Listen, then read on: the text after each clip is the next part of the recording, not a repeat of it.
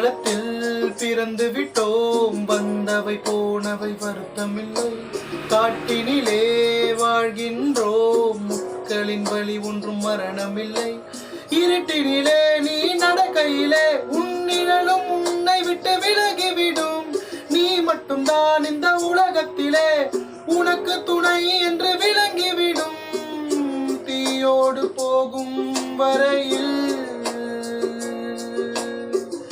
தீராது இந்த தனிமை. கரை வரும் நேரம் பார்த்து கப்பலில் காத்திருப்போம். எரிமலை வந்தால் கூட ஏறி நின்று போர் தொடுப்போம்.